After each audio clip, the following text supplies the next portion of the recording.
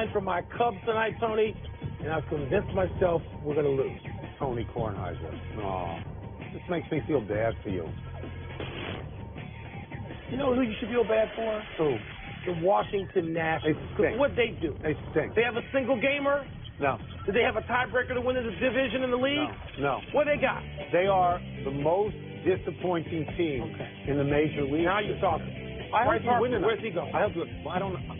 Richard Justice today said he thought he might stay. Okay. If Richie says it, there's a chance. Welcome to PTI, boys and girls. In today's episode, Le'Veon Bell plans his return. The Yankees pick a starter, and the Cubs season could be hours from ending. But we begin today with the bright and shining star of the new NFL season, Patrick Mahomes. The quarterback of the Kansas City Chiefs had his worst statistical night of the year, and he was still the best thing out there. He threw it short, he threw it long, he threw it lefty, and he led the Chiefs to 2 touchdowns in the fourth quarter to beat arch rival Denver in Denver. Wilbon, when you watch Mahomes, what do you see? Something I think I've never seen before. I mean, he started one game last year as a rookie, one game. Right. They won that one. And then this year, Tony, he's just otherworldly. Look, I can go back, and I was there covering the NFL at the time Dan Marino broke in. And they're great, great passers at a young age who revealed themselves. But Marino was a passer. Yes. He couldn't do what this kid could do because it wasn't in him. His skill set.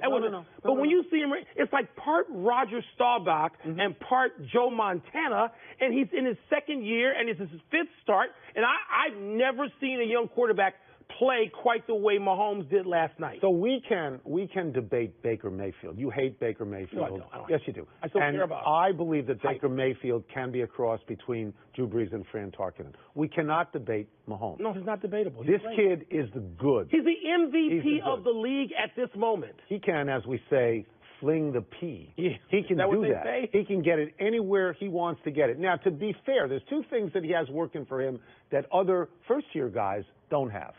He sat for a whole year, and he learned the difference between college and the pros in terms of speed and coverage. I think a lot of guys have that. I think that matters. And the second thing is he's got weapons.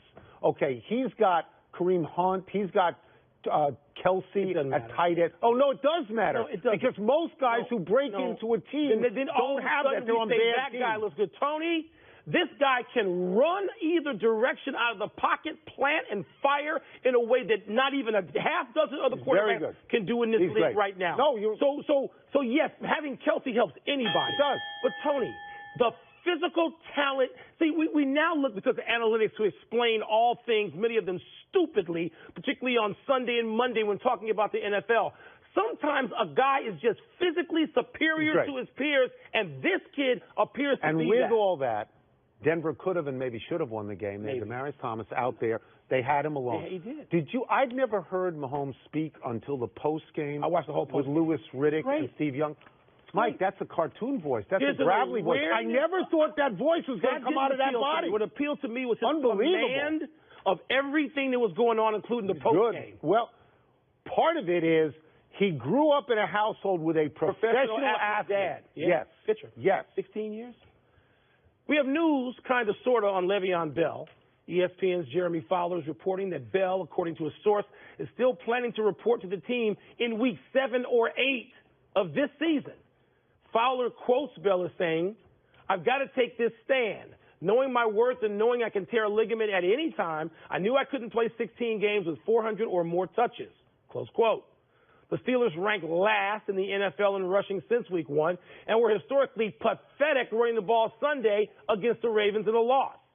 Tony, that deep into the season, you think the Steelers will still welcome him back? No, they should not welcome him back. If he said, "I'm coming back today after week 4 for game 5, then you put your arms out and you welcome him back. What he is saying is, I'll see you down the road. Calculate it. When it's beneficial to me in week 7 or week 8, when your season may be done, then I'm going to come back. There's already animosity towards him on the part of the linemen. This is only about him. Those guys who are there, who are getting slapped in the face by this comment, they're working for each other, and he's working for him. Tony, you know what? As bad as it has turned out. They should trade him. Well, I'll get to that. Trade him. As badly as it's turned out for the Oakland Raiders to trade Khalil Mack, at least they got a pick, right? They got a couple of picks. I thought they got 2. Okay, so they got something they can turn into human What are you getting for this guy?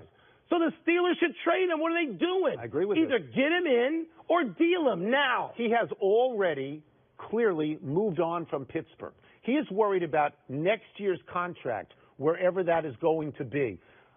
You're on this team. What is their record now? 1-2-1? 1-2-1. I mean, they're in danger of going down the bowl. And he's saying, you know what, it behooves me. I'll show up. By the way, can't do that. I don't blame him for making whatever strategy he wants to execute. But when you start telling people about it, as you talk about the optics of this are terrible. Not good. But I blame the Steelers. Trade him, that's fine. Or get him on the team. One of the players can say it's just business.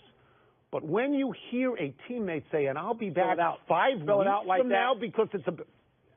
Oh, my God, Wilbon. What? The Cubs are in another one game tonight. One game or one They game? lost one yesterday. It would be so terrible if they lost 2 1-games in a row at home. The Rockies will be in their 3rd time zone in 3 days. It is tempting to call this game the Loser Bowl. Wilbon, who do you favor tonight? And who do you really favor? Not, the Cubs can't win.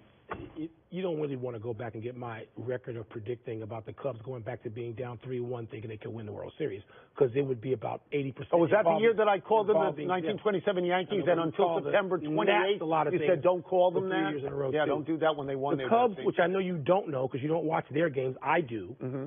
They score 1 run or none. That's their trick. And they've done that 10 times in the last 30 games. They've done that more, 1 run or none, more times than any team in baseball except the Orioles, who are historically awful. They think. So 1 solo home run, which is what they got yesterday. That's what they get every day. That's not going to beat even the Rockies. John Lester's going. I'm encouraged about that. I think the Cubs have the best home record in the National League. I'm encouraged about that. What are you discouraged about? What did I just say about that they won't score any runs at all? They don't score. They're the hitless wonders. Okay.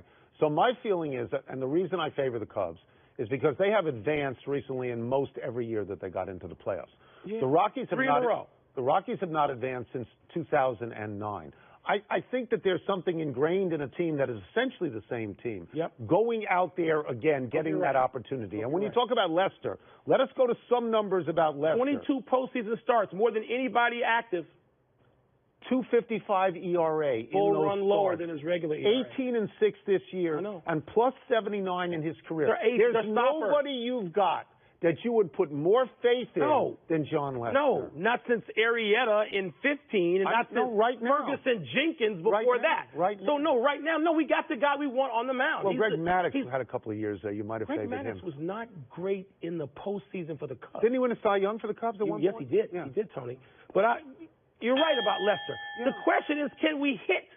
Look, Tony, the Cubs at one point, because of rain outs and snow outs, so we don't have a dome like Milwaukee, we had like 30 days in a row to play and 45 out of 46. That killed this team. Do you think this team is dead team walking for a month? Do you think it's fair, honestly fair, to take a team from the late game yesterday, from California, and move them all the way? What are you going to do? What would you have? Well, I'm just suggesting to you that there's a tremendous disadvantage to the Rockies right now. And plus, they're out of Colorado, where maybe the ball doesn't jump. So now we got to play the game in a humidor? What do you mean?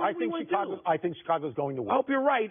I fear that you're not. What I tell you yesterday was going to happen. 1 run. Yeah. That's our trick. Okay. Not a good trick. Depends. If they get no runs, that's not a good. Pretty good if they get none. Yeah, that happens. Win 1-0. In Pittsburgh too.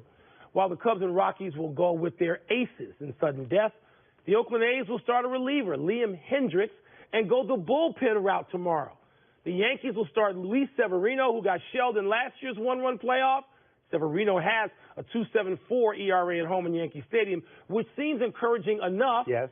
But his 6.23 ERA in 2 starts this year against Oakland has to be worrisome. Tone, do you see Severino, all things considered, as an advantage for the Yanks? No, but they don't have anybody else. They have Happ. You know who's got starters? The Houston Astros got starters. Okay, the Yankees don't have starters, and Oakland doesn't have any starters.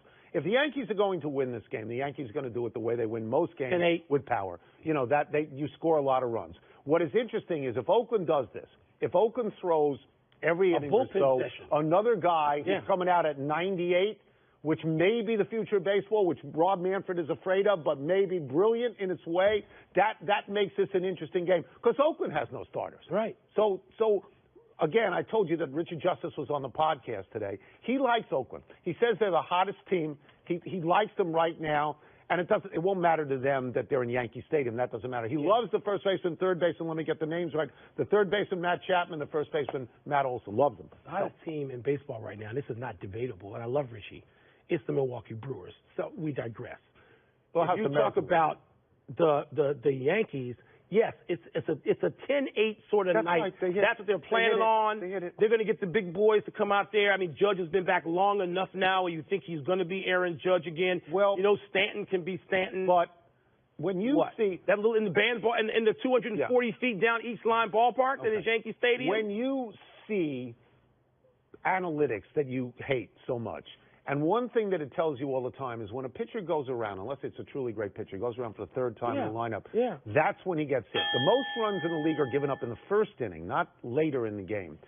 If you're going to throw a new guy out there at 95 to 98 every inning, I don't know that hitters can recover. If this is the secret to the world and they were brought down why doesn't everybody from the do mountain, it? then why the hell don't more people do it? Well, Kansas City did it. They did it when they won the World Series. They got to the 6, 7, 8, and then ran them out. You got to have a starter. Yasiel Puig is a confident young man. Yes. He is confident his Dodgers will win the World Series. Let's listen.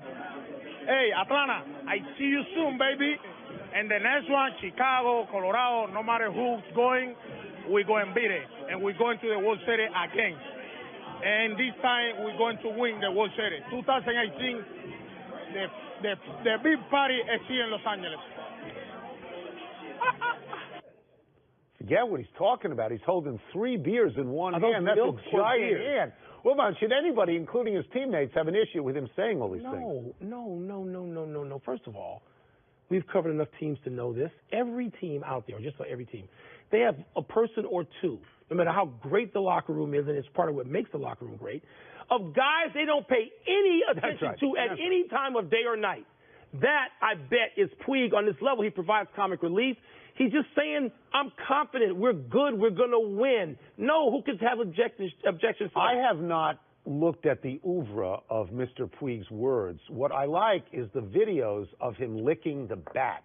To me, those are like cat videos on the internet. See that guy last night licking his contact lens? You see that from Ron Baker on your Knicks? We remember Joe Namath with a guarantee. Well, that was a guarantee. And we remember Mark Messier with a guarantee. That was a guarantee. I don't remember people who have made guarantees and have lost. I remember the ones. I can think of one in New York. My dear friend, Patrick Ewing. Oh, okay. So you can think of that. Game 7 against the Pacers. If he was sticking up for another team, it would be news. He's saying my team's gonna win. His own team. Stop. Let's take a break.